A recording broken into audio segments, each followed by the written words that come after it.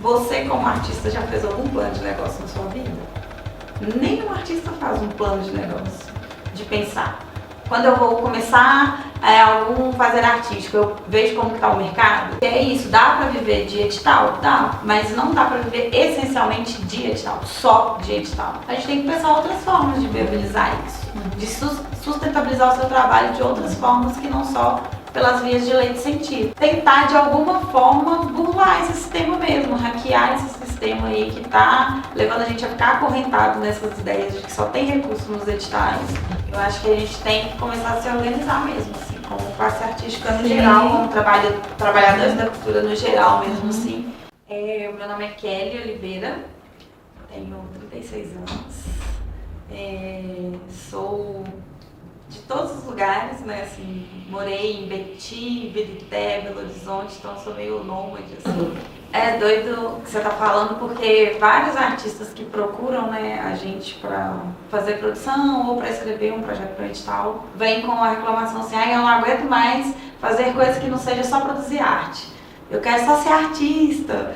E aí eu sempre falo com essas pessoas que, eu acho que você não tá no lugar muito certo, não, porque eu acho que é isso, não acredito também nessa utopia que o artista ele vai ser só artista, em algum momento ele vai ter que fazer outras coisas que não seja só a arte em si, ali, né, a produção da arte em si, ele vai precisar gerir a carreira dele.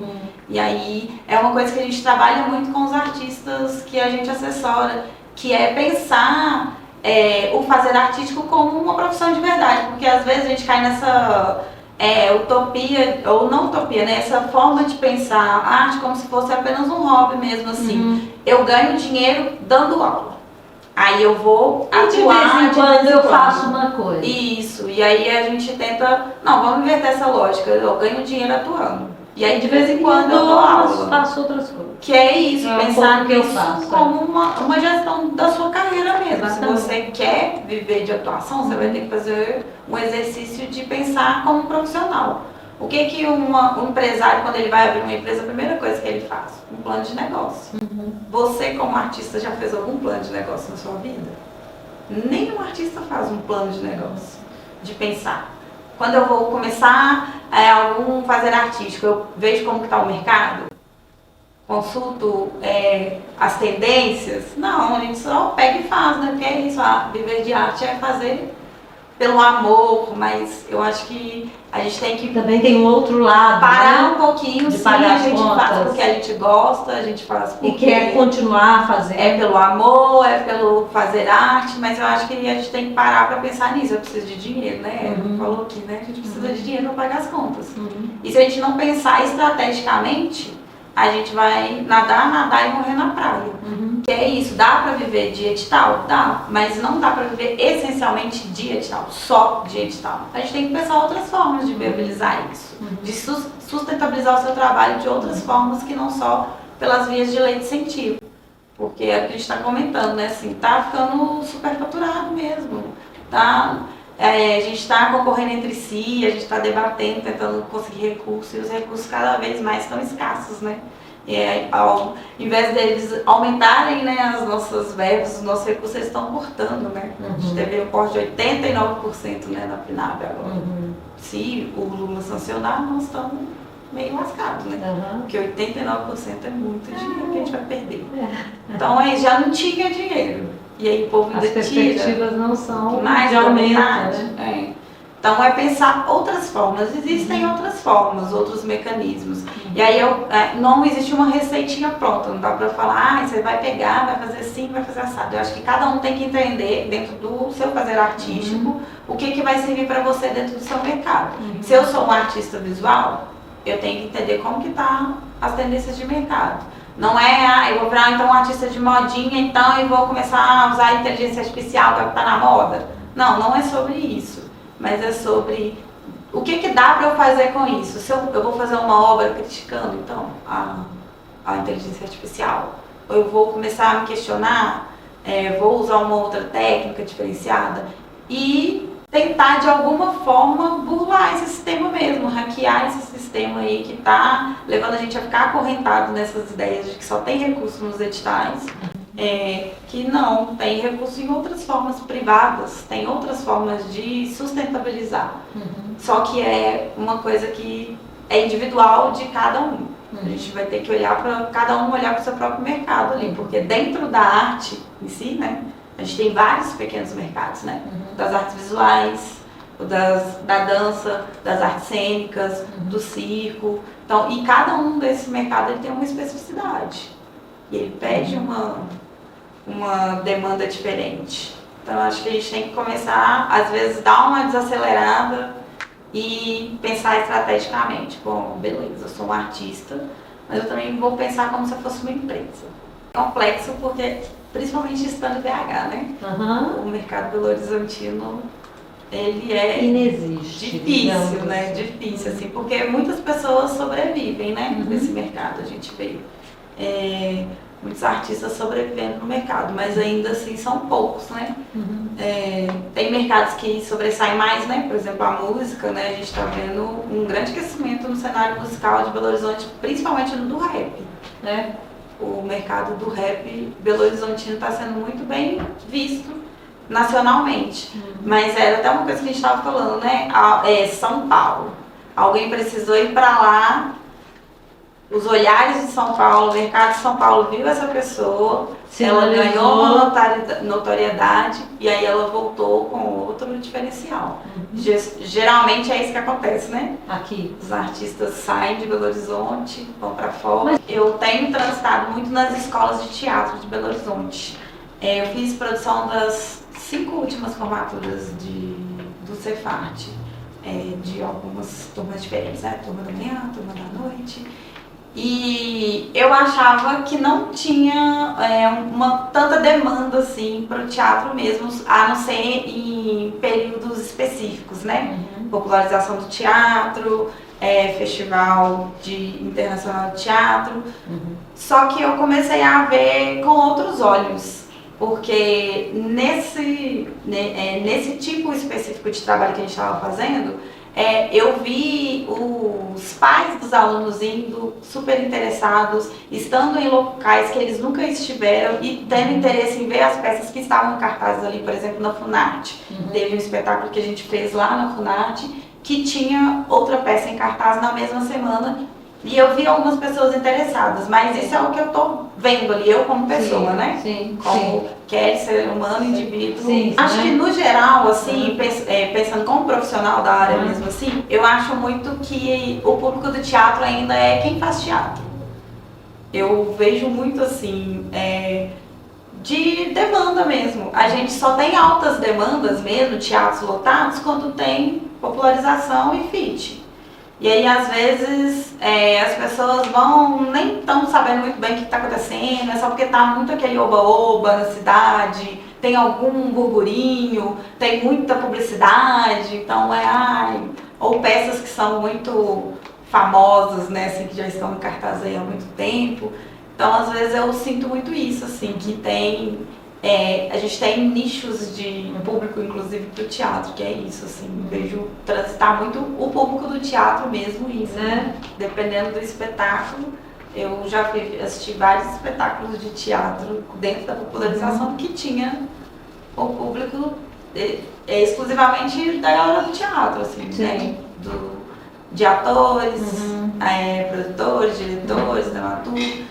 E já fui em espetáculos que tinham um público que eu sei que não é comumente, que vai, não escolher, às vezes assim, não é uma programação que ele faz já comumente.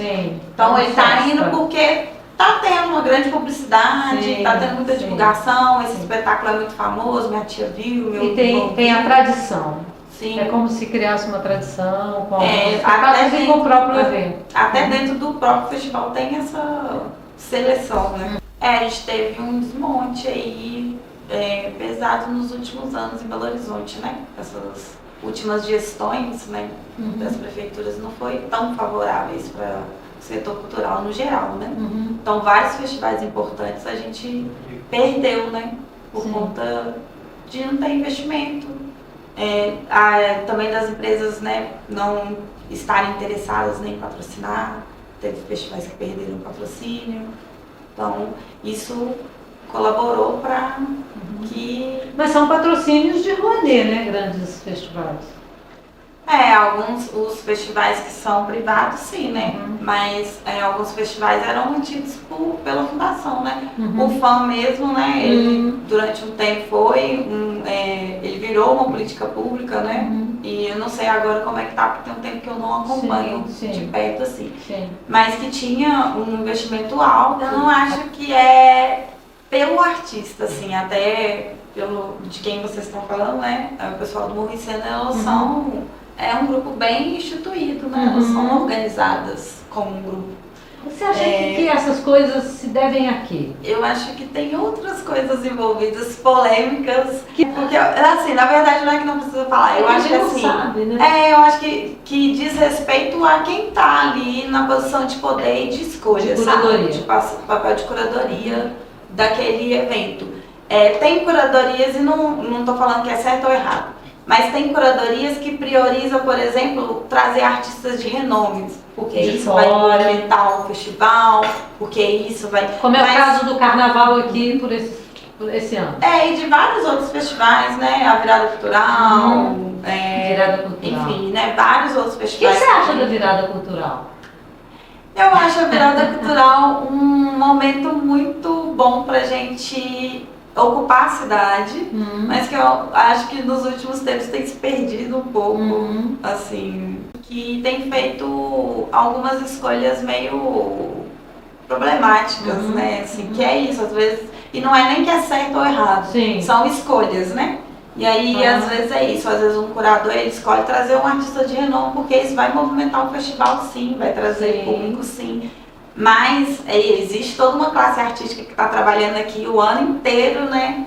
E fazendo, inclusive, a manutenção desses espaços, né? O FIT, por exemplo, ele ocupa todos os espaços de teatro praticamente da cidade, né? E aí tem os artistas que estão aqui durante todo o ano, ocupando aqueles espaços, a duras penas. E aí quando chega o FIT, talvez ele não tenha a oportunidade de estar ali naquele espaço, que é um espaço legal, que tem uma divulgação boa, que vai ser um espaço de visibilidade para eles interessante, e eles não têm essa oportunidade. E um lugar de trabalho. Sim. Né? Eu acho que tem eventos que é para isso. Para ele só existir ali naquele momento, acontecer, uau, a cidade bombou e pronto, assim. E isso existe. Teve um fim nele mesmo ali. Eu acho que o problema não é ter esse tipo de evento. Eu acho que o problema é não ter outros eventos que tenham a manutenção da classe artística na cidade. Que é a questão que a gente estava falando da popularização, né? Que até vi a sua fala quando você estava conversando com a Ellen, sobre isso, né? Que existe esse momento que tem o teatro acontecendo em Belo Horizonte e depois o resto do ano, o que acontece com o teatro em Belo Horizonte? Tipo, a gente fica lá. Só em dois lugares. Minguando, né? Então, acho que é isso, assim, o problema não é a popularização existir. O problema é a gente não ter outros tipos de fomento durante o ano para que os grupos teatrais permaneçam em constante produção. Esse é que é o BO de todo. É isso, existe a terceirização, né? Eles jogam a responsabilidade para os artistas, a gente vê, tem a lei de incentivo, tem o Fundo Municipal de Cultura, então eu vou te dar a verba, eu tenho aqui o espaço, e aí você organiza aí e faz a programação cultural da cidade, né? E às vezes é difícil porque a gente tenta fomentar esses espaços com os trabalhos que a gente tem, a gente com produção, por exemplo, né? A gente sempre procura ocupar esses espaços, mas às vezes a gente não tem o próprio apoio, né? De quem está ali gerindo esse espaço.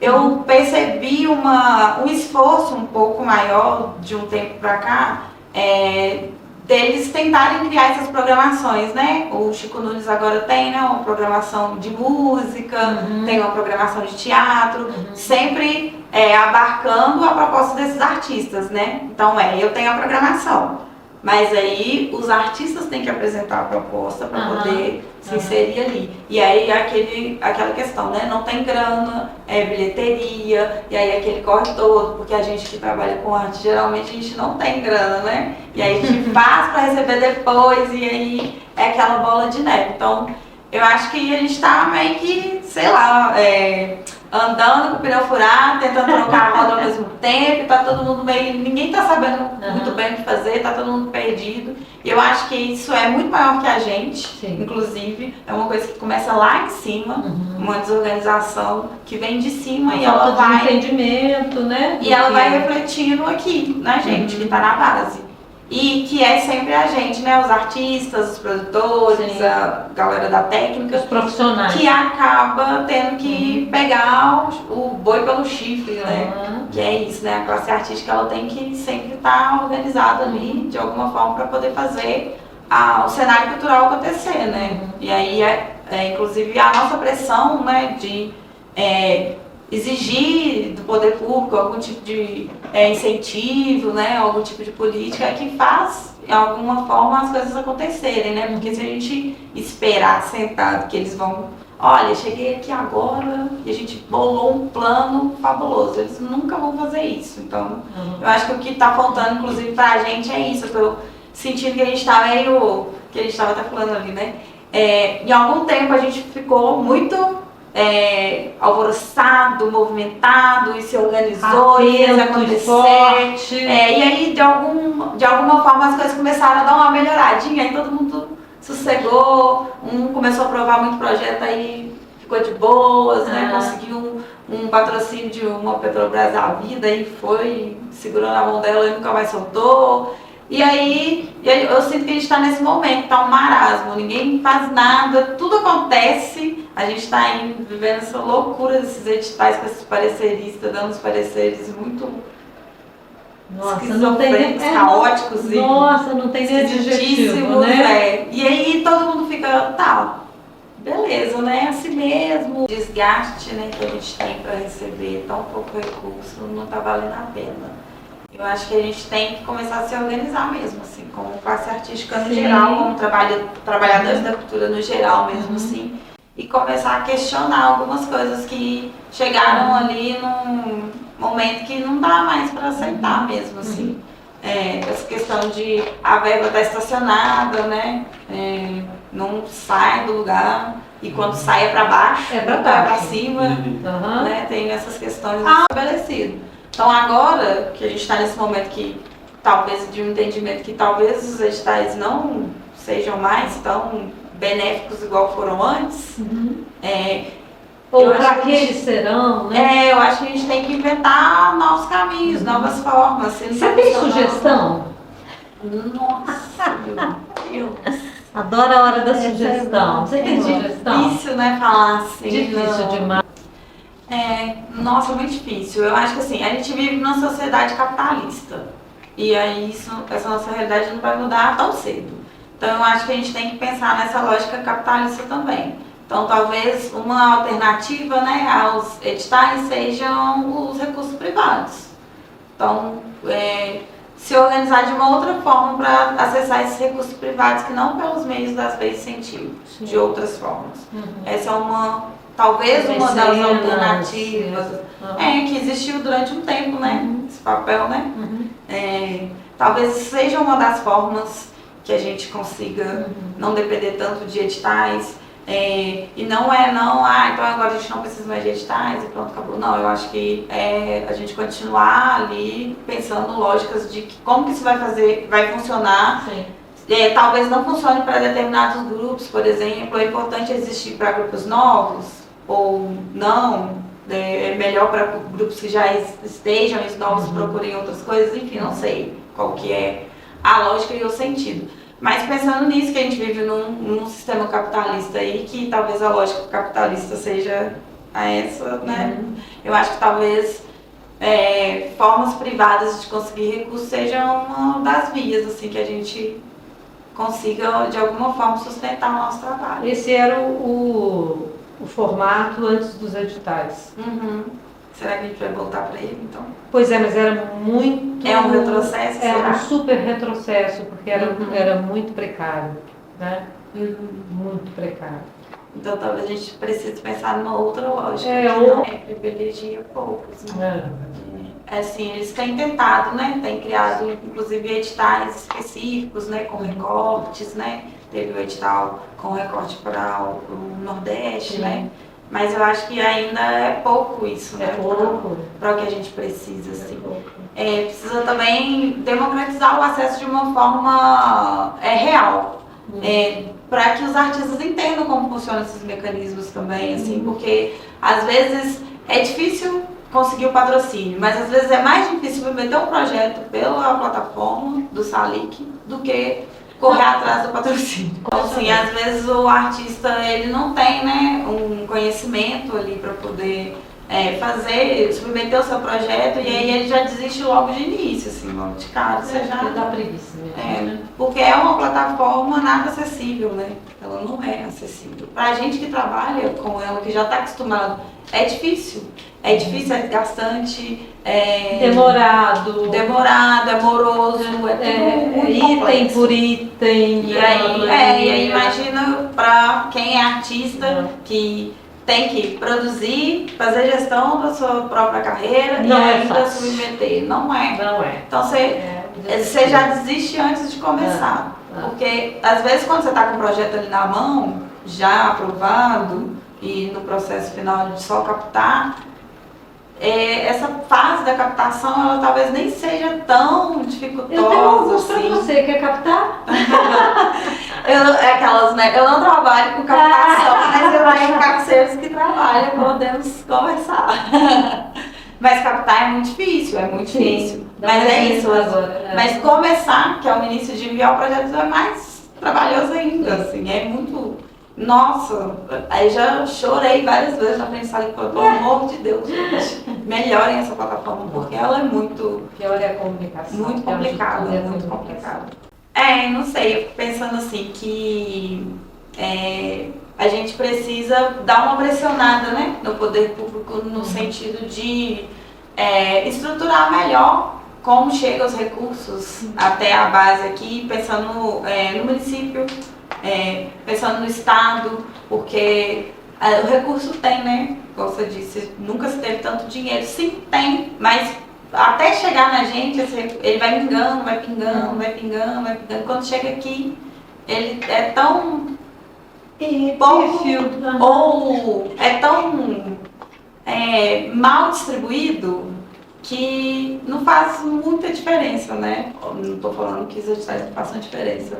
Obviamente faz diferença. Todo mundo quer o edital. Mas é isso, quando chega aqui é tão polarizado, enfim, não sei nem a palavra. Pulverizado.